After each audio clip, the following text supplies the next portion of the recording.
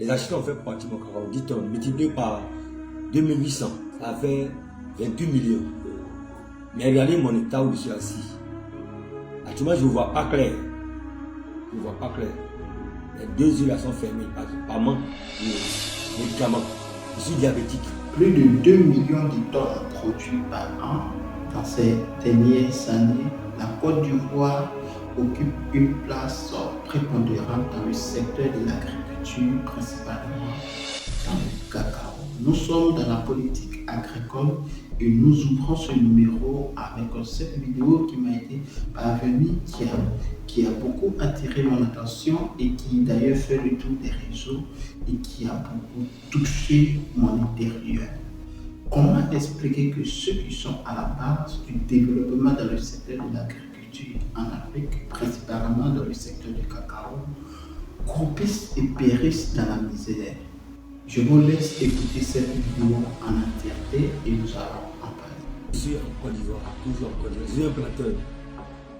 Je dis bien, je fais partie de mon cacao. Les acheteurs ont fait partie de mon cacao, 10 tonnes, multiplié par 2800.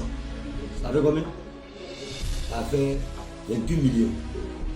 Mais regardez mon état où je suis assis. Actuellement, je ne vois pas clair. Je ne vois pas clair. Les deux yeux là sont fermés par manque de médicaments. Je suis diabétique. Je n'arrive même pas à me soigner, même manger. Rien. Mes enfants, j'ai 10 enfants. Actuellement, il y a 6 enfants qui ne vont plus à l'école. Il reste 4. Les 4 là aussi n'arrivent pas. Ils les ont chassés de l'école. Ils sont actuellement avec moi à la maison. Donc nous demandons à l'État de se préoccuper de nos problèmes. Sinon que tous ceux qui vont là-bas pour dire que nous, vous dites, il ne faut pas, on va filmer, on va parler. Or si on ne parle pas, on va mourir. Ou je suis assis à mon état, vous pouvez me prendre, vous pouvez venir me prendre pour me mettre en prison. Vaut mieux que je sois assis à la maison et puis ça n'est fait. Je n'arrive pas à me soigner. Les médicaments, je ne vais pas payer, je ne peux rien faire. Et puis on est là, on se cache pour rien. Les gens viennent, ramassent la grande là, ils s'en vont. D'autres même viennent là. On ne te montre même pas papier. Ils disent ça au retour qu'ils vont te donner l'argent. Papier qu'on te donne là, en temps normal, on doit donner les reçus, l'égalité. Mais actuellement, il n'y a pas reçu. C'est un bout de papier. Il n'y a pas de numéro dessus, il n'y a rien dessus. On écrit la somme que tu dois avoir. Si c'est 100 francs, si c'est 1000 francs, on ne sait même pas. C'est à leur retour. Or, quand ils vont aussi, ils ne reviennent pas. Depuis le mois de novembre, mes cacao sont partis. Mon cacao est parti. Je n'ai rien reçu encore. Donc, nous lançons nos cris de guerre. Que l'État pense à ça. Regardez-moi, je suis assis là. Avant, j'étais bien en forme, je pesais 80 kilos. Maintenant, je suis assis là, je fais maintenant 33 kilos. Je souffre. Je souffre. Donc, le temps n'a qu'à passer à nous. Le temps n'a qu'à passer. Les conseils qu'a fait là, s'ils avons dit quelque chose, c'est du mensonge. On dit on soigne les gens en Côte d'Ivoire. C'est faux. On ne nous soigne pas. Nous, on ne soigne rien. Les papiers qu'ils ont fait, ils n'ont pas distribué. Ils ont gardé ça à Soubri. Ça est là-bas. Donc, on ne sait pas comment on fait pour prendre. Donc, le temps n'a qu'à vraiment se préoccuper de nos problèmes. Sinon, que les planteurs là, ils seront capables d'annuler tous les plans. Merci. Bon. Nous allons essayer d'écouter en terre à terre cette vidéo, ce qui semble pour moi un cri de cœur. Comme vous le savez, si vous nous découvrez pour la première fois, ici nous discutons et nous mettons en avance le mot de vie des paysans afin de donner notre avis, afin de pouvoir proposer des actions concrètes. La pauvreté mine de jour en jour la jeunesse et qui d'ailleurs les vieux ne sont pas en as ou en l'aise de cela. Qu'est-ce qui crée cette pauvreté-là? Nous avons vu plusieurs personnes dénigrer l'agriculture. Quand on voit le système, le mode, les conditions de vie dans lesquelles vivent nos parents paysans et dans le milieu rural, nous n'avons plus envie effectivement de continuer l'agriculture. N'oubliez pas cette phrase du feu président de la République, son Excellence Félix Houphouët-Boigny, qui a déclaré comme suite la Côte d'Ivoire. Il a dit tout simplement l'économie de ce pays se repose sur l'agriculture. Et les descriptions de ce paraphrase nous font comprendre que c'est le café cacao qui représentait en gros l'économie de la Côte d'Ivoire. Nous n'avons pas parlé des hydrocarbures, mais lorsqu'on parle de l'agriculture, la Côte d'Ivoire se base sur le café cacao qui d'ailleurs à l'échelle internationale fait la fierté de ce pays.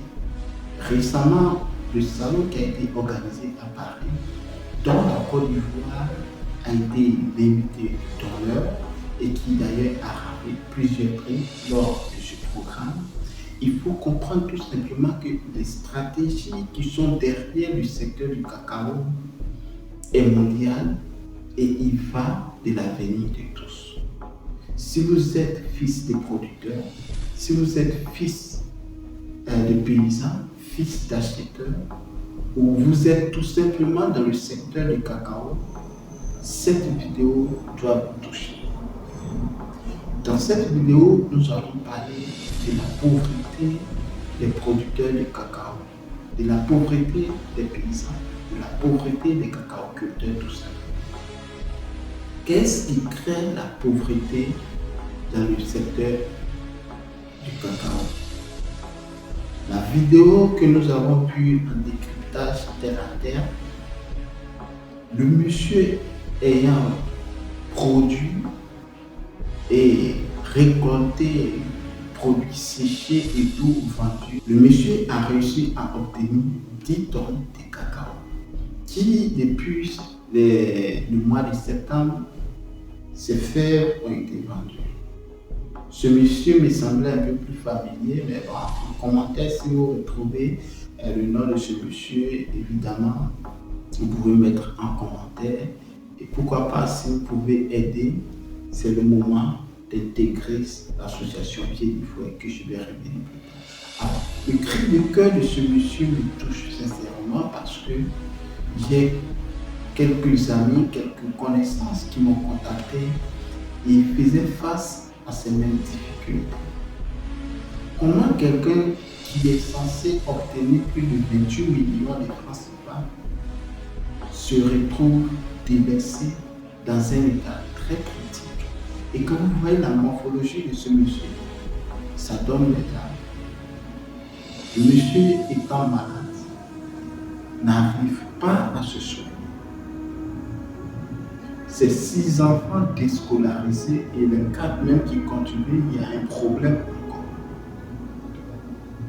Il ne s'agit pas de comment est-ce qu'un homme peut faire jusqu'à 10 enfants. Qu'en milieu rural, les parents font beaucoup d'enfants et après n'arrivent pas à s'en occuper. Combien d'entre vous, étant fonctionnaire à Abidjan, vous pouvez obtenir en un laps de temps 28 millions de francs CFA? Impossible. Quand on voit le salaire moyen des fonctionnaires de la Côte d'Ivoire, nous tournons autour de 350 000. Et l'année, ça va revenir combien? Ce monsieur, avec une somme pareille, pouvait simplement s'occuper, même que ce soit des 20 enfants, 20 charges, il pouvait s'occuper. Parce que quand on sait les conditions de vie dans les campagnes ne sont pas les mêmes qu'en ville. Au campement ou au village, on va se dire tout simplement qu'on ne paye pas la maison parce qu'on construit la plupart des maisons. Même, il n'y a pas d'électricité parce que nous sommes alimentés avec le panneau solaire et même s'il y a des crédits des panneaux solaires, et ça va nous coûter combien? Et la nourriture, on achète quasiment presque rien comme nourriture. Et voilà, le coût de la vie est très favorable, c'est moins cher. N'ayant les changements de la situation géopolitique, que ces conditions commencent à se ressentir comme en ville, mais avec une somme de 28 millions, ce monsieur pouvait partir à l'hôpital, se faire soigner. Et quand on voit aussi, on grandit dans un système où la politique a complètement changé le visage, parce qu'il faut le dire, dans un pays où la liberté d'expression n'a même plus sa place. Le monsieur prend d'énormes risques et fait sortir la vidéo. On peut dépêcher les personnes et partir pêcher ce monsieur dans son campement et l'enfermer. Et le monsieur disait tout simplement, je fais cette vidéo parce que je n'ai plus rien à perdre. Dans les conditions où je me trouve, je préfère être en prison, si vous le voulez. Mais moi, je lance un cri de cœur. Comment est-ce que les producteurs croupissent toujours dans la misère? Nous avons connu les années 70, les années 80, les années 90, les années 2000 et même jusqu'à présent. Les producteurs de cacao, café sont toujours dans la misère. Les systèmes politiques qui essaient d'introduire ou camoufler le système de la mamaille qui est dans le secteur du cacao, qui ne profite pas réellement aux producteurs, ou dans un système où je dirais tout simplement où la politique n'arrange pas complètement les paysans. Lorsqu'ils avaient annoncé le prix de 2800, ça c'était un prix politiquement bien structuré par le gouvernement actuel. Parce qu'avant l'annonce même de ce prix, voilà, les prix avaient déjà commencé à un peu dégringoler à d'autres. Nous n'allons pas parler de ce prix-là. Mais nous allons venir au fait que s'il y a le cacao, si la Côte d'Ivoire est le premier producteur mondial de cacao, sachez que c'est grâce à ces messieurs. Ces messieurs qui ont fait le choix de vivre hors des buildings d'âge. Ces messieurs ou femmes ou jeunes qui ont fait le choix de vivre reculés quand on voit dans les zones de production qui sont tellement difficiles à accéder, on fait ce choix-là. Il ne faudrait pas que l'État puisse rester sans voix face aux cris des producteurs de cacao. Pour moi, comme je ne cesse de mentionner sur cette chaîne, le conseil café cacao ne sert à rien. Parce que le conseil café cacao est un miroir que le gouvernement Alassane Ouattara a mis en place, qui est déjà piloté, dirigé par le gouvernement. Donc pourquoi créer des postes inutiles et dépenser l'argent du contribuable pour rien, pour payer ces gens de personnes? Que l'État assume ses responsabilités et puisse mettre en place ou permettre aux différentes tutelles de pouvoir encadrer le secteur du cacao. C'est dans ce sens que j'ai décidé que l'État de Côte d'Ivoire, ou à mon humble avis évidemment, doit laisser la parole aux producteurs d'être libres de fixer leur prix. Accéder à la libération des prix va permettre une compétition internationale. La pauvreté qu'endurent les producteurs est très grave. Parce qu'on ne va pas se mentir, on ne va pas parler des nombres d'enfants. Mais un producteur de cacao, le cacao est très rentable, on ne va pas se mentir. Dans la deuxième partie de la vidéo, d'autres personnes ont commencé même à détruire les champs de cacao. Qu'est-ce qui crée cela? Parce qu'ils en ont marre. Plus de 4 années. Ne soyez pas dans le bouquin où on vous parle des itinéraires techniques du cacao. Au bout de 3 à 4 ans, ça commence à produire. Mais 3 ans, ça commence à produire quelle quantité? Pour pouvoir être un peu plus à l'aise. Quand le planteur te dit non, que je suis planteur de cacao, c'est avec au minimum 6 années d'expérience. pour 7 ans que son champ peut tourner normalement. Regardez le nombre d'années que ces producteurs-là tuent. Et au final, vous annoncez un prix que vous n'êtes pas capable de respecter l'achat. Ça, c'est très dommage. Voilà pourquoi je l'ai dit. Cette situation date depuis des années. Et si vous, producteurs, vous ne prenez pas l'initiative, je dis et je répète, pour que les producteurs ou les cacaoculteurs sortent de cette situation, cela ne va même pas dépendre d'un gouvernement. Ça ne va pas dépendre du président de la République, du ministre de l'Agriculture, de n'importe quel conseil café cacao qui sera en place. Mais si vous voulez que cette situation change, monsieur, il faudrait que nous nous unissions comme sur homme afin de nous imposer sur la scène nationale d'abord, imposer nos prix aux différents acheteurs. Parce que quand bien même, si le gouvernement fixe peut-être à 1200 comme il a fixé maintenant, tous les producteurs ne vendent pas le cacao. Laissez-moi vous dire, qui est-ce qui sera en manque? Ok, bon, ok. Et le Ghana ne va pas suivre, le Ghana va vendre son cacao. Mais en combien de quantités? Le Cameroun va vendre le cacao. En combien de quantités? Le Nigeria ouvre le j'en passe. Mais ils auront toujours besoin du cacao de la Côte d'Ivoire.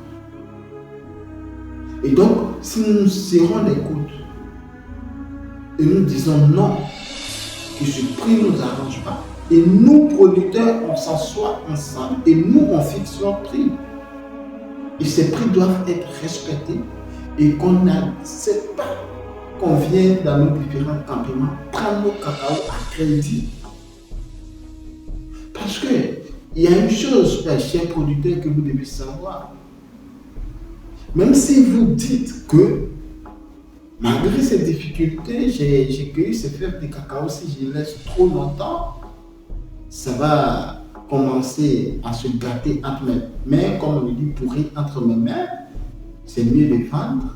Mais vous vendez, c'est comme si vous vendez quelque chose dans le vide. Vous n'allez pas recevoir votre argent. J'avais fait des vidéos où je disais que certains producteurs, même avec le prix de vente de 2800, ils ne font pas réussir leur argent. Et c'est ce qui est en train de se passer. Les difficultés que durent les producteurs en est de trop. Trop, c'est trop. Il faut que ça change. Et pour que ça puisse changer, raison pour laquelle j'ai pris l'initiative afin que vous me contactez et qu'on forme notre bloc en créant l'association Fier du Fouet Cacao. Je vous dis et je vous répète, je ne suis pas un président de coopérative. Pour créer des coopératives, ok, ça c'est clair, juste légaliser les choses auprès du gouvernement pour pouvoir exporter le cacao. Mais laissez-moi vous dire que aucun président de coopérative va prendre d'énormes risques pour vous, producteurs. Parce que le président de coopérative va vivre selon les petits intérêts des produits que vous allez récolter et mettre ensemble. Lorsqu'il va décharger au point de l'ordre et autres, ces petites commissions vont revenir à ce dernier. Mais moi, lorsque vous intégrez ma communauté, je ne dépends pas de vos fèves de cacao. Il y a plusieurs business qui s'étudient à mettre en place, comme le business d'escargot, le business de poulet, le business d'autres secteurs d'activité de l'immobilier et tout cela, qui peuvent me nourrir moi et ma famille. Ou trop fâché, le petit salaire, je peux m'occuper de ma famille et rester peinard, ne pas m'occuper de cette histoire de cacao. Mais puisque je suis fils de producteur, et j'ai des frères, j'ai des amis, j'ai des soeurs qui sont toujours dans ces mêmes difficultés, disposant à plus de 5, 10, 20, 40 hectares de cacao, mais sont toujours en manque d'argent. Tout simplement parce qu'il y a un système. Intégrer l'association Fier du Fruit Cacao va vous permettre de vendre vos cacao à un prix concurrentiel. Depuis je fais l'annonce, vous ne remplissez pas les inbox en quantité. Vous allez attendre encore. La petite traite, c'est annoncé à 1200. La grande traite va venir, ils vont vous blaguer avec un peu d'argent. Et ils vont prendre encore vos cacao et ils vont vous payer. Et ça va se vivre encore année en année. Il est temps que nous-mêmes nous occupons de notre production. Si tu es producteur et que tu veux que ta situation change, il n'y a pas 2 groupes, il n'y a pas 2 associations, il n'y a pas 3 coopératives. Contactez-moi, on va établir les normes claires et vous aider à vendre vos cacao afin que vos enfants puissent partir à l'école, afin que vos filles puissent partir à l'école, afin que vos fils puissent partir à l'école, afin que vous occupiez de votre santé. Parce que, loin de là d'être à l'amour aveuglé de l'argent, mon plus grand souhait, c'est de vous aider à écouler vos produits. Mais comme je ne peux pas me concentrer seulement que sur ma famille et commercialiser peut-être 10 tonnes ou 20 tonnes de production, ou même peut-être des mois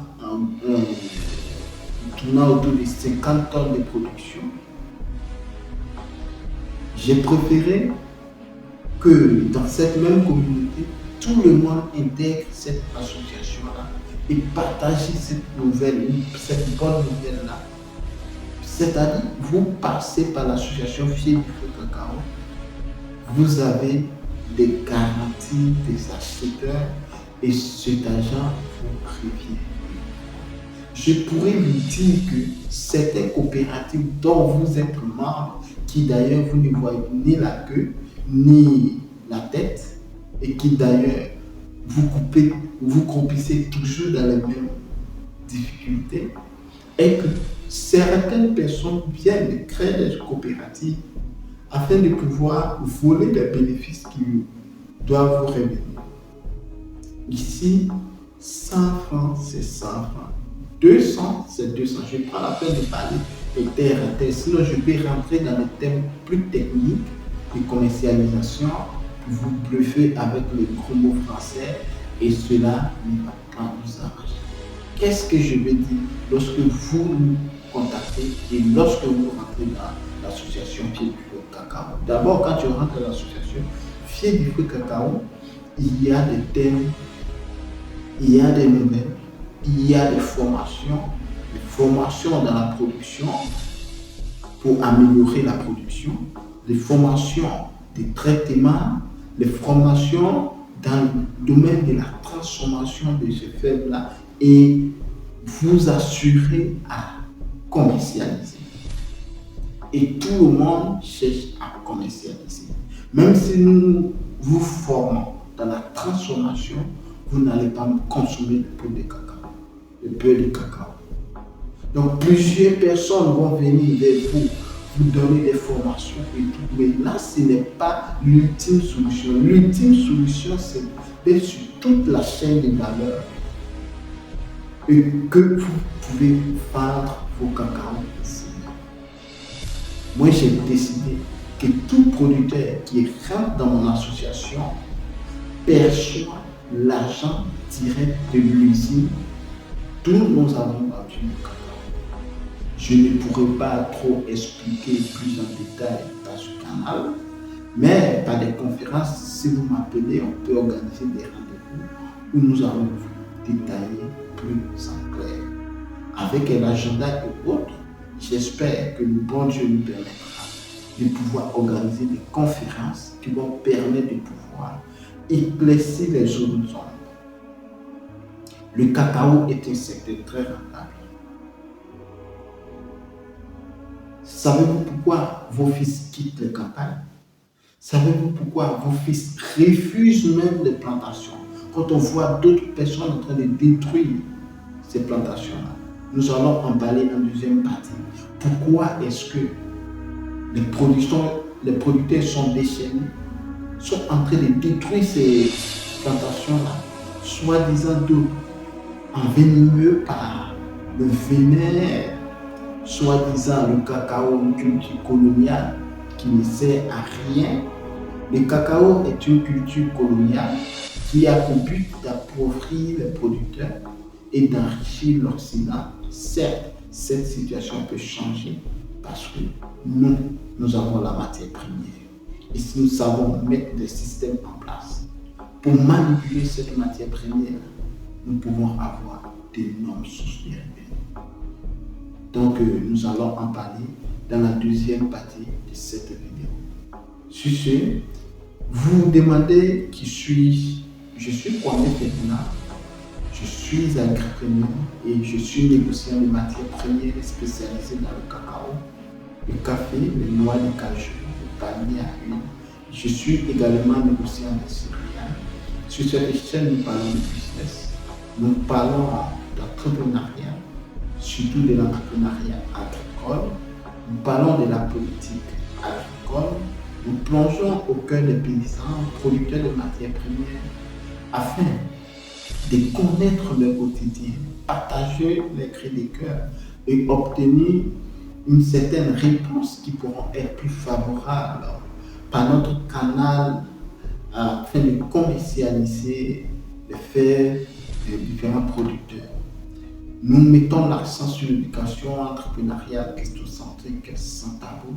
Donc, si vous êtes en quête d'informations judicieuses et capitales pour le développement de vos business, soyez donc le bienvenu à cette chaîne qui est spécialement pour vous. On se prend pour la deuxième partie de cette vidéo. Sur ce, prenez soin de vous. À très bientôt. Ciao.